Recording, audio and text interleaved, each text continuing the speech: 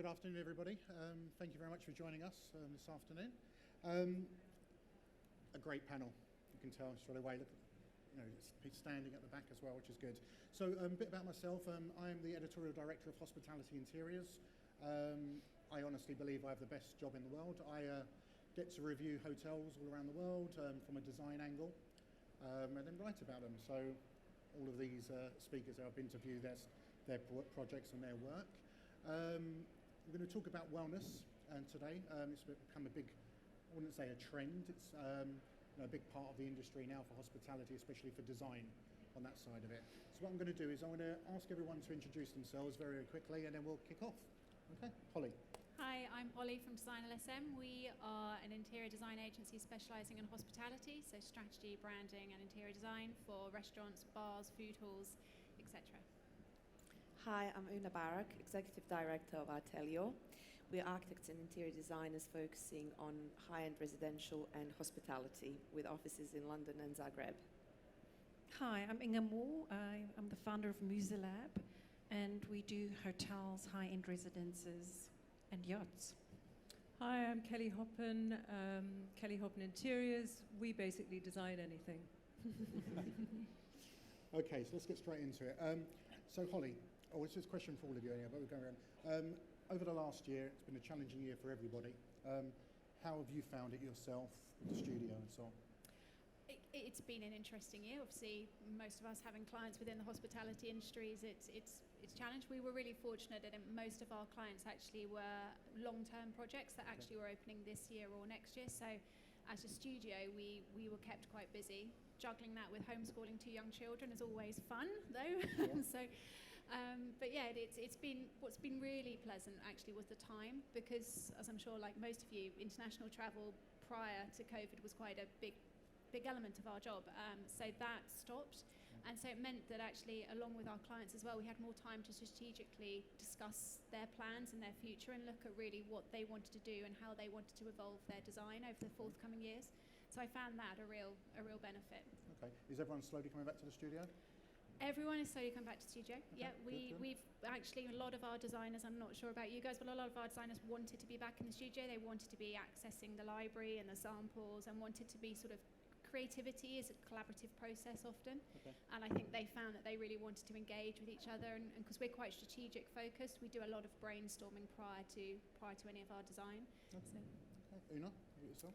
Well, we've been lucky as well that we haven't really been affected. If anything, it was our strongest year last year, because what little hospitality may have slowed down in the UK, we found that Europe-wide that wasn't an issue, and people just sort of kept going, and the residential side of things kept us going as well. So it's been a good year, although one thing I do miss is that kind of connectivity, and I think the team miss each other and even kind of catching up with clients. So I'm really pleased to see that coming back. Okay. And Inga? I mean, it's been super busy. I think everybody had time to think how they want to live, so it was one of our busiest years ever. Okay. And obviously, Kelly, we've quite a big studio already. How's that been with staffing coming back? And I mean, it's the same. I don't think we've ever had a busier year in 44 years. It was crazy. But I think that, like you say, it gave us time to kind of look at it. And even though it was a negative, we've learned a lot from the process of working from home and getting things done even without actually having to be there. So it makes you kind of re-look at your business and how you run it. But I agree with you, having people back in the studio and actually having that face-to-face, because Zoom calls are just like, you just want to scream. It's just relentless. So it's better that everyone's in the studio. Okay. How many people in the audience are designers? Do we have a lot of designers? Show of hands. Okay. Okay, that's good to know. Okay, so let's move on to wellness. So Una, why has wellness become such a huge part of the hospitality industry with many brands' strategy now? Do you think it's culture-led, technology-led, or is it just consumer-led? I think it's culture and consumer-led largely. I mean, obviously technology does play part in it, but we're all waking up to sort of wanting to live better and creating a better environment for ourselves. And not, it's not just about the visitor and the user of that hotel, it's actually about the staff. We do need to think about, and we're noticing that the owners and operators are really considering well-being of their staff. Okay. So. Okay. And Inga, same question to you? I think that spas have also become much more about wellness. It's not just going to have a massage, but it's about kind of a way of life. So you kind of go back and follow a program. It's not just a one-off massage. So it's much more part of the whole thing. I mean, yourself, you've done a number of properties in the Maldives. Mm-hmm. So obviously that's where everyone really talks about wellness and retreat and so on. So are you now seeing Europe catch up, if that makes sense? I think there'll always be different destinations, but you want the same kind of experience, but with a different angle. Okay. Mm-hmm. Okay. And Kelly? I mean, I think spa today is very different to what it was before. It was that thing of like, is there a spa at this hotel? And sometimes it was a yes, sometimes it was a no. And then I think the Eastern influence became such a big thing with spa that there was always a bowl with a floating lotus, and that became the spa. I think now, as you say, it's so much more than that. It's a way of life. It's expected. And I think it's all about the experience. So whether it's a city or the Maldives or Mauritius or on a cruise ship, it's going to be a very different experience because you're going to have a different experience. And I think city spas are kind of really important because of the way that we work and everything else. So I think each one, you have to look at where it is, in which country, to sort of create that feel and experience. Well, I mean, you just said about city spas, about how important it is. And the Londoner in London has just opened in Leicester Square, and I had a private tour, and they only had 2 treatment rooms in that big hotel, and I was like, that is not going to work straight away. And since opening now, they're putting in another 6 treatment rooms because they've realised people are coming up, husband and wife want treatments, more double rooms, and that's just obviously just the massage side of it, on that side of it. Holly, anything to add on that as well? Yeah, I think it's actually quite interesting, the wellness topic as a whole, because it majoritively has been discussed around resorts or spas or hotels in that way, but actually I think what we're starting to see is it becoming more immersive within actually the front of house areas as well. So thinking about wellness in our design through the kind of sensory engagement that we have, so looking at the tactility, looking at the kind of the senses, so looking at working much more closely with other co-consultants within the team, such as the audio and the visual and the smells, because that actually brings about the kind of mental and physical wellness within a space. And I think we're starting to see wellness being taken as a kind of more of a holistic around the whole of the property rather than just kind of within one area. Okay. Something to go back on, Una, what you said about the staff on that side of it. So my wife works for Marriott in Spa, and without a doubt they're now looking after the staff more. They're making sure the treatment rooms they're using are, the lighting is right, some natural daylight instead of just being in a basement, working from a basement for a massage. So they're definitely starting to think about the wellness of the staff as well, which is a good thing. Una, question for you. You've been working with Kersner on a brand called Cyro. It's a wellness brand. What was your brief and inspiration behind that? So with Cyro, wellness is at the core of the brand, and it's not a spa in a traditional sense. In fact, we're not even allowed to call it a spa. It's about fitness and recovery, so state-of-the-art gym with top-notch equipment and really good trainers to help you and guide you. But then in sense of that kind of recovery element, from flotation pools to cryo chambers and good nutrition as well. So it's not about kind of just having a little massage at the end of my workout. It is about sort of seeing how to restore your body after the workout and really help you be at your peak of fitness, because let's not forget that warm-up and then also stretching afterwards is very, very important. So a big emphasis on yoga as well. And within the hotel rooms, you have ability to not only exercise, but also do restorative meditation, yoga, stretching afterwards. So it's not just lip service. So many hotels do that tick box, put a 50 square meter gym with a couple of pieces of equipment. It's actually about helping people perform at their peak. Okay. How about F&B as well? Do you think they're looking at wellness through the food menus as well? Absolutely. So from Juice Lab at ground floor and the main restaurant through to rooftop bar, it is about sourcing organic, sourcing locally, sourcing sustainably, and really making sure that the food provides that boost of energy. And there are nutritionists on board to assist you with your dietary requirements, much like London actually has. But this is sort of a really, all-encompassing experience. Okay. Inga, question for you. How important is interior design within the wellness and spa? So when you're sort of like getting that brief, is it all about the public spaces, the guest room, and then we talk about wellness and spa, or is that?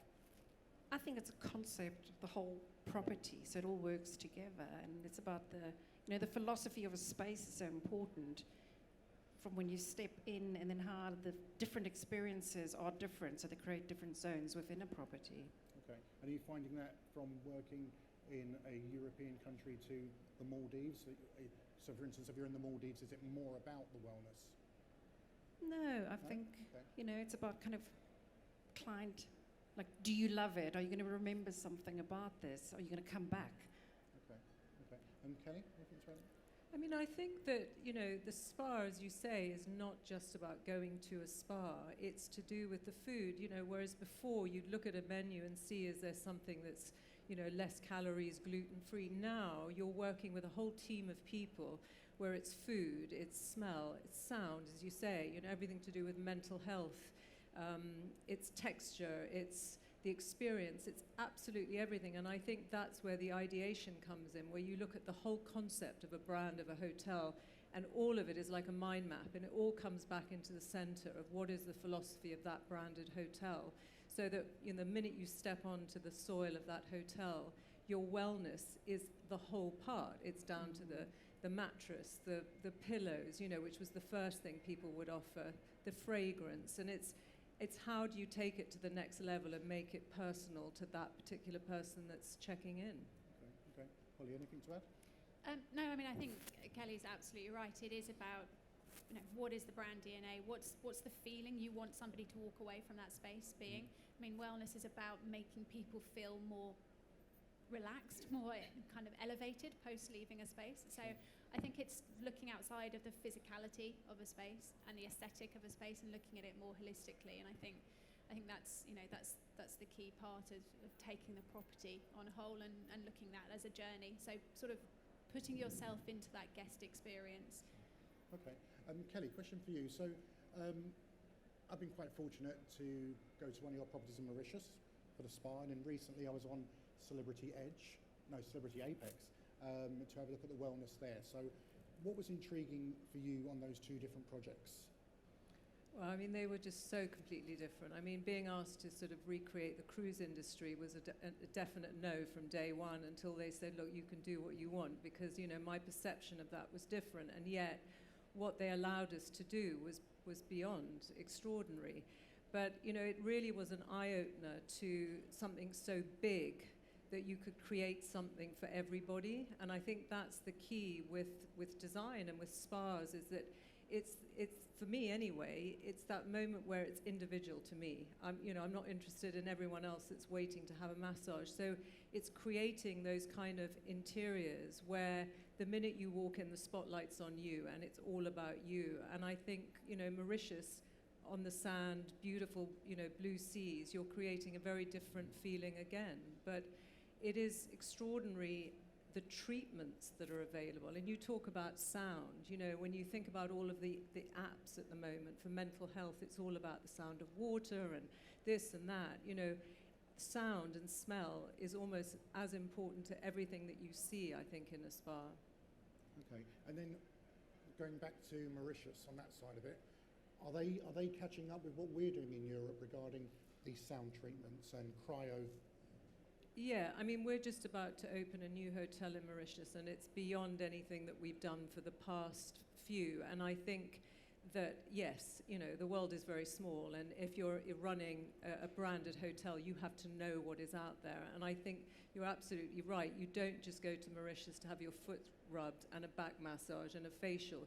You want all of those other things because you have the time. So I think that, in the same way as you and I would go out and look for new fabrics and stones, in the spa industry, there are people and experts out there that are constantly coming up with new techniques and technology that are used in spas literally universally now.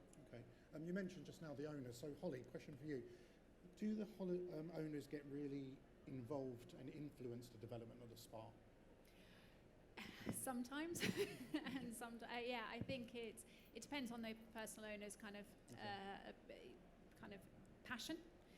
Sometimes our owners are more passionate about the food and beverage and where that's coming from and the story behind that, or the brand, or sometimes the spa. But I think it's the owners that want to take that whole journey are the ones that we prefer working with, the ones that actually really engage with what that experience is going to be, not just one specific element or one specific kind of aesthetic. So I think it's when you get an engaged client, that's where you can start that dialogue, and it becomes more interesting because you can certainly push the boundaries a bit more, and you can kind of explore different routes than maybe what kind of the previous set parameters has been. Okay. Putting Cyro to the side, are you finding owners are understanding how important wellness is for their everyday hotel, luxury property? I wouldn't say it's a wellness property, but a luxury property. Are you seeing that? Absolutely. So as we're kind of progressing and working in hospitality, we're noticing that well-being of guests and staff is becoming high on the agenda.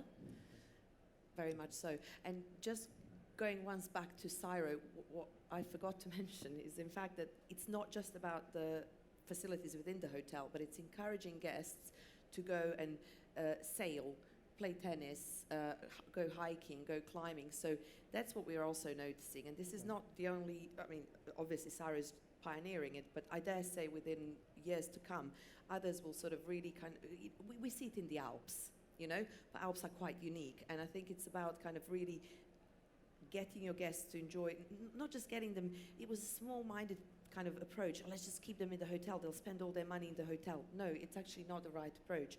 It is about encouraging them to go and fall in love with the destination. Yeah.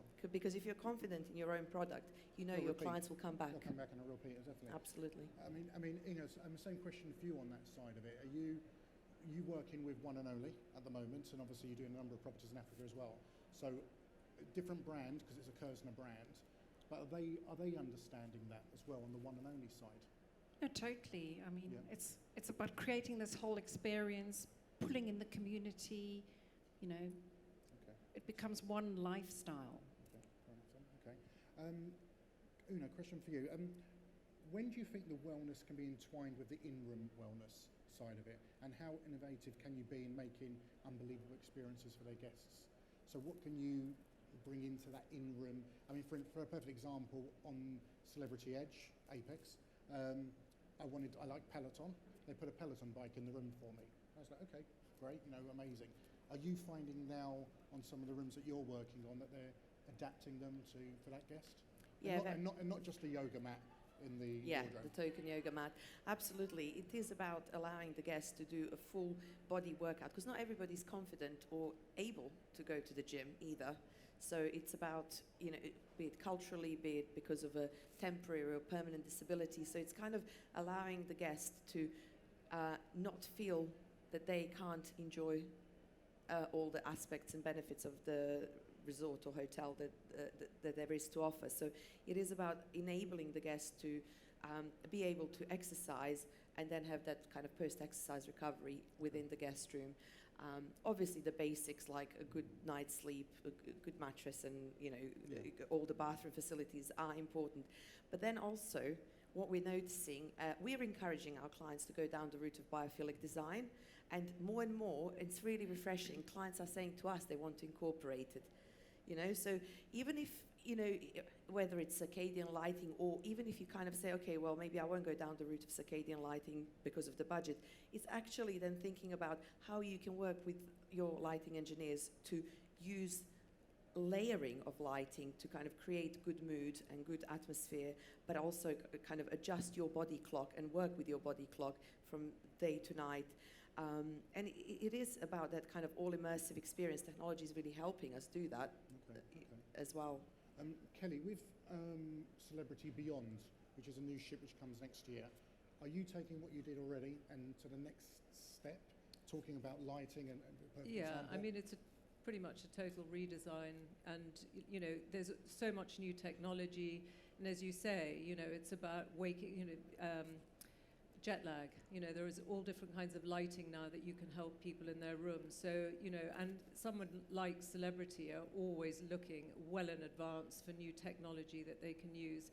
And I think as a designer, you know, you're constantly striving to find something that's new at every level, because otherwise, for the amount of work that we do every year, you would get bored if you just continue to do the same thing. So, you know, I'm not saying I'm brilliant at technology, but, you know, when people show me things, or I'll say, what about this? And they go, oh, yeah, you can do that. For me, it's simplest is best, and, you know, the result. So I think that with all of our clients, we're very lucky, whether it's hospitality or residential or yachts or planes, we're always looking at new technology. And I have a much younger crew in the studio that are way better than I am in all finding those things. But we always want newness, and we have to. And I think with hospitality, you've always got to be at the forefront.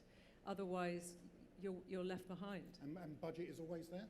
Because it's always going to come down to budget, isn't it, with the owner? Where there's a will, there's a way. Okay. You know, Okay. there's compromise, isn't there? You Yeah, know, of it's course. what's important. And I think as designers, you'll all agree there are ways of making things look beautiful for less. And then you put your big bucks on something that you know is going to be the wow factor, even if you can't see it, but it's there and it's important.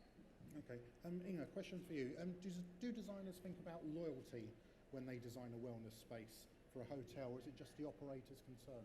No, I think it's, as a designer, you take it on, absolutely. And it's about creating that whole experience, creating memories, creating special moments. You know, clients go to resorts, hotels to celebrate those moments. It's like always more special than home. Yeah. You know, so, and that's why people come back. When they come back. Yeah. But, I mean, let's go talk about Lux then. You've done a number of properties for Lux. So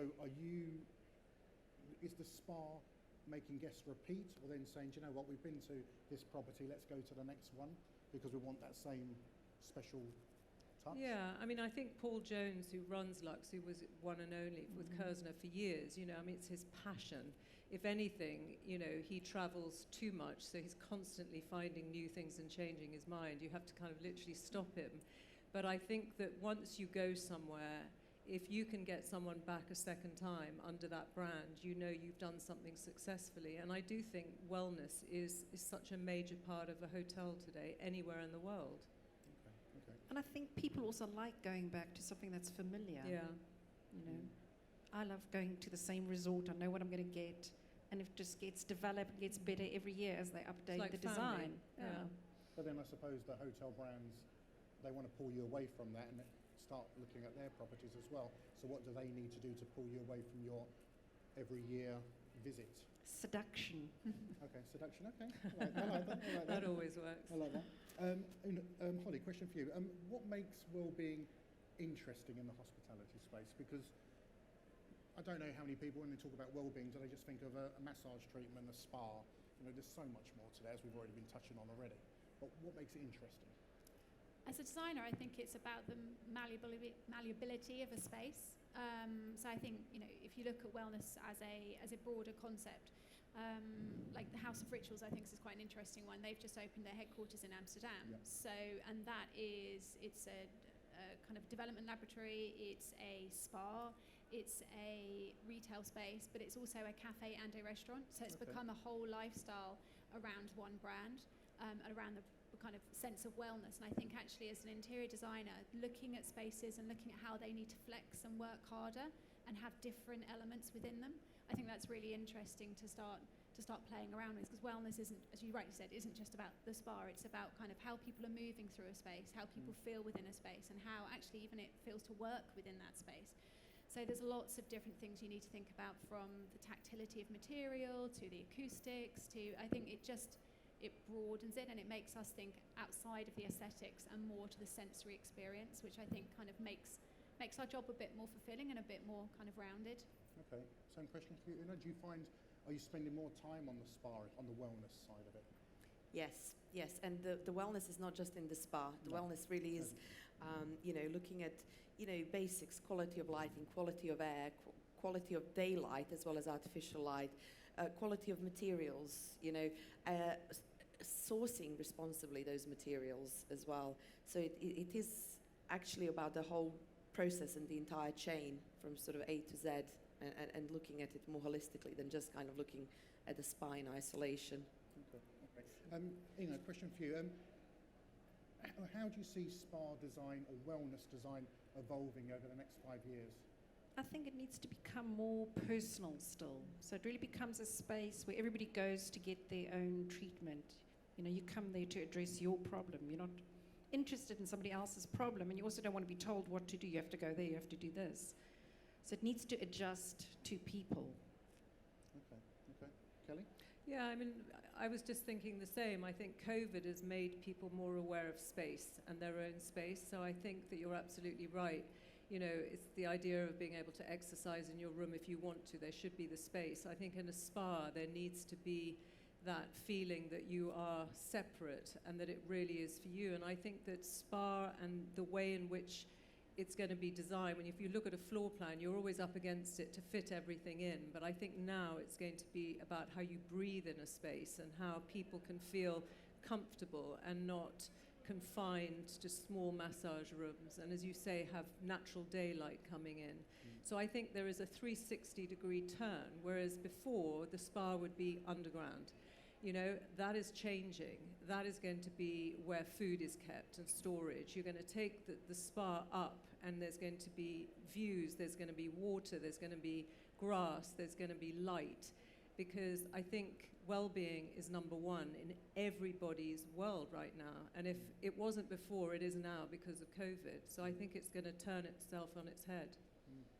It's funny you said about not being in the basement. Claridge's, I think they've made a bit of a mistake here. They've dug down 5 levels at the moment on their property, and they've put a spa in there. They are now working with lighting designers to try and get the right lighting to give you that feel of being in an outside space. Big mistake. We'll see what happens there. What do you think in the next 5 years? Do you think it will totally change? Do you think we're going to see something totally different? Do you think all travel will be wellness travel? Or, that will be... I think we'll all be a little bit more conscious when we travel about our well-being. I think that's the sort of positive that we can take away from the pandemic. But I do think that business travel is sort of slowly coming back up. So whether it's also down to us as individuals. Will we have the time in our busy schedule to take time to meditate, to work out, to have a treatment? I certainly do believe that the operators and owners are offering more, but we also need to make time for ourselves. Yeah, good point. Holly, anything to add to that? Well, I think it's interesting when we're talking about wellness as a personal statement. So when you say, do you think wellness travel will be the main form of travel? I think city breaks will still exist, which are more cultural, but that might actually be for somebody's own mental kind of wellness. So I think we need to look at that personal level of what wellness means, and it could be that it is a physical break, so like a spa or something more traditional, or it could be more of a mental kind of step out of what your norm is. And I think therefore that whole conversation piece around what is a brand and what is that trying to do, it could be that actually the wellness is more about kind of that exposure to culture, that exposure to digitally switching off, for example. So I think that's a really interesting piece that we'll see develop over time. Okay. Can I get a show of hands? How many people who travel will always head to the gym or have a spa treatment? Just to find out. Okay, so there's not that many. I thought there'd be more. Okay. So that just shows, guys, you've got to do a bit better on your design on that side of it. Draw them in a bit more on that side of it. Holly, question for you. Now, it's not a hospitality project, it's a commercial side. You've just finished 22 Bishopsgate, where the owners and bosses are addressing the area for mental stress release for the staff. Can you explain that? Because obviously it could be the way forward for every other company if possible. Yeah, it's a really interesting project. So 22 Bishopsgate, for those who don't know, is one of the tallest tower buildings in London. It's a commercial building, and I think it's going to be one of the first buildings that's going for the wellness accreditation for its whole building. But when we were working with AXA, who are the owners of the building, we were looking at the level 2, which is the food and the hospitality area. So it consists of food kiosks, a wine bar, a speakeasy, a lounge, a meeting room, and a barista area. So the whole principle of the building is that it's that fluidity. It's kind of live, work, play, socialise, etc. So it was really important with this whole wellness agenda for the building that we really looked strategically at the floor plan, looked at sight lines, made sure that there was lots of clear, open sight lines. We had as much natural daylight coming in, and we wanted to make sure there was no kind of niches where the natural daylight couldn't flood.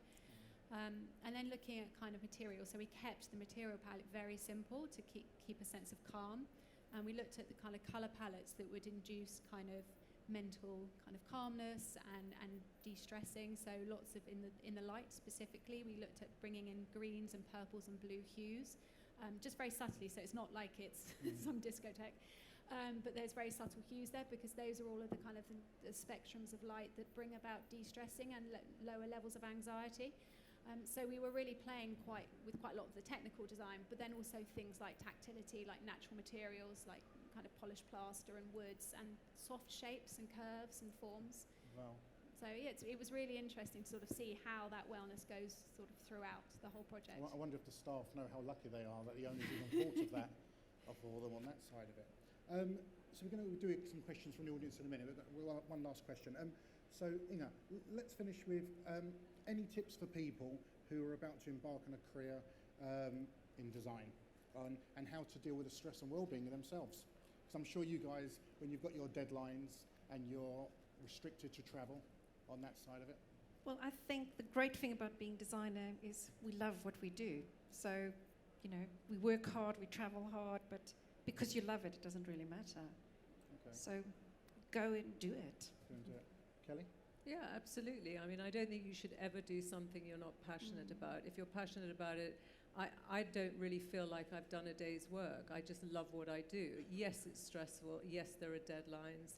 Yes, you get grey hairs, but it's all part and parcel. And I think if you are in love with this world, then you should go for it. And I think there's masses of opportunities out there now because of what we've just all lived through. Everybody wants to make their home better, and everybody wants beautiful hotels and spas. So I think there's a massive opportunity. Okay. And AI will never replace designers. No, no, definitely not. Una? I think be true and honest to yourself and your clients, because then you will manage your deadlines better and take the stress out of it to a degree, and just kind of enjoy it even more. Okay. And Holly? Yeah, I mean, I think understanding what the DNA is behind each of the brands that you work for, that's really important. It goes back to sort of what's the passion that you're building for your client, but also for yourself. And if you really understand what that kind of aesthetic tone of voice is, then I think you'll be quite true to engaging kind of the client's objectives, but also the end guest as well. And I think that kind of brings pleasure, hopefully, for the team and studio as a whole. Okay. I want to ask one more bit of time. Social media. So, Kelly, for instance, I'm sure this is a question that gets asked quite a lot. Do you design for your owner? Does your owner say to you as a brief, we want that Instagram moment? Sorry, say that again. When you design for an owner, for a hospitality, do you get asked for that Instagram shot? I mean... Because I'm finding that when I talk to owners quite a lot and CEO of brands, they're all, I was with Jumeirah recently in Dubai, and they're like, listen, this is the Instagram shot.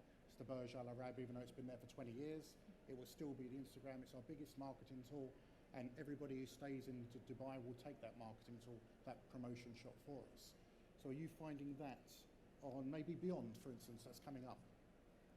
I mean, are you saying do you design to get that shot? To get that shot. Definitely not. You design. Okay. No, 100% not. I think if you plan to design something for a reason, you fail. So you get inside your client's head, and that for me is the most exciting thing, when you finally wake up and you just go, I know exactly what you want. You do the schematics, you present it, you create it because of the brief and what you think is right for that particular project. And that Instagram shot could be any one of the shots in that project because it works. And there'll always be one shot that gets used again and again and again for something really silly. It could be the shape of a chair, it could be the way that it's shot, and that becomes the iconic shot. If you try and design for that, I couldn't, because then it's not natural. Okay. And Inga, how about yourself? Do you get asked that? We do get asked that. Mm-hmm. We do get asked that. I've I never been think- asked that. Okay. it's important for owners, you know. It's such a big part of the world now, you know, every kind of, even for the next generations, much more so. Okay. Una? We do get asked it, but interestingly, what Kelly said, before Instagram, because I have been in the industry for quite some time, several decades, before Instagram, we designed a space with a couple of very statement chairs, and the owners said that everybody just queued up to take photos with their phones and even back then digital cameras of that space. So I guess that's today's InstaShot. And interestingly, we're even designing one hotel in Shoreditch where we're considering lighting to a degree that the desk is not just a desk, but actually the lighting is suitable for vloggers so that they can be presenting themselves on their travels in their best possible light. So it depends. It's a very tech-savvy product. Okay. You know, it's quite a niche, but yeah, we do get asked. I mean, Mondrian in Shoreditch, perfect example. They've done in the lobby. There's an area there, and it's just for Instagram shots. Yourself, do you find it F&B? We do get asked a lot for that, Yeah. especially more in the F&B rather than the hotel sector. But we tend to sort of say we're not designing actually for Instagram moments, because once you've done it once, it's done, it's gone, and then what you're going to redo it every year. So what we try to do is actually create what we call in the studio more memorable moments. So what we try to design is think about what is it that is going to appeal to the guest in that moment? What is it that the guest is wanting to kind of take away with them from this space? And so we try to kind of create those more special kind of personal areas that actually resonate on more of a kind of emotional level with them rather than a social level, and hoping that then from that, actually, like you were saying, Kelly, people get to take away different things from the space rather than just one. Focus picture. Okay. We're going to do some questions from the audience. We've got a few minutes left. Anyone's got a question? We'll put a hand up. There we go. Okay. Hi there. Can you guys hear me?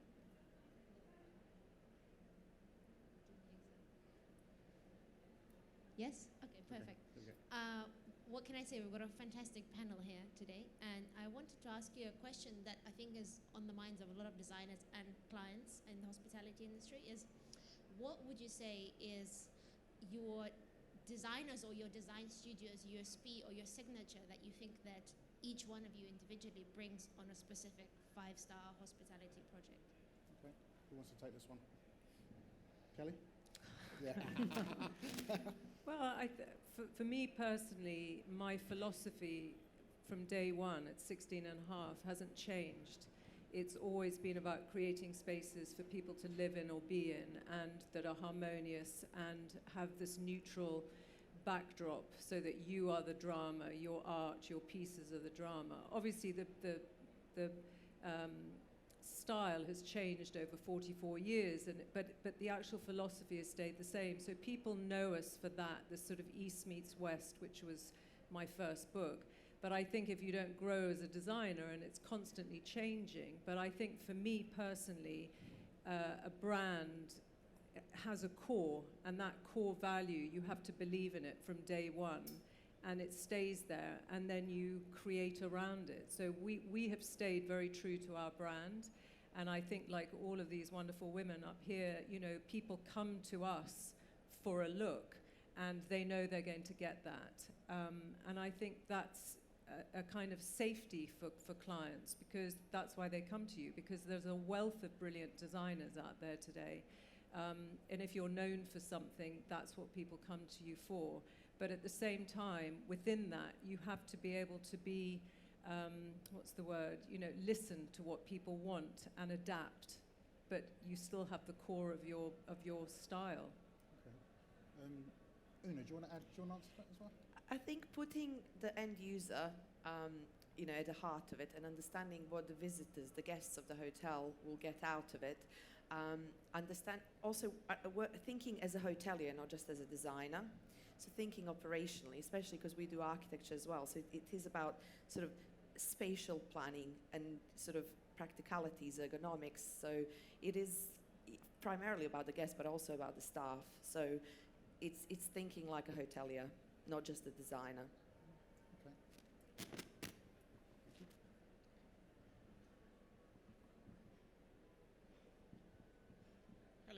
I just wanted to ask all the panel, thinking about wellness for the mind, how often do you consider small book collections or libraries in your projects?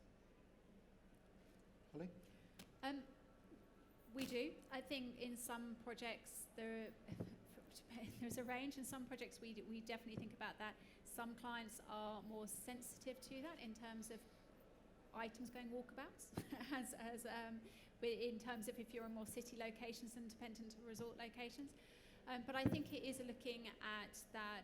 In fact, we're having a conversation the other day with a client about that digital detox. So they're very much designing around non-obvious tech and non-obvious kind of Instagrammable moments. And so we are looking at the more tactile elements. So coffee table books about the area, about the history of the property that it's specifically in, as well as guided tours for that. So I think, they definitely kind of adding an element to it.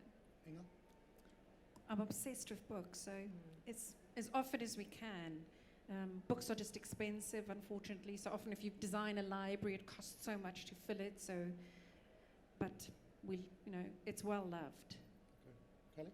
Yeah, I mean, it's something that we always ask to do. I think libraries are kind of old-fashioned and they're wonderful, and I think they're a great place to have a library in a hotel where there are books of everything. I also love the idea when people read a book and they leave it for the next person. So I think it's coming back more and more. Okay. Ina? We always curate our books. We offer it to the client. We do offer that dressing service as well at the end. So really, we do think a lot about the selection of books and making sure that it appeals to that end user, to that guest. Okay. Yeah, one more.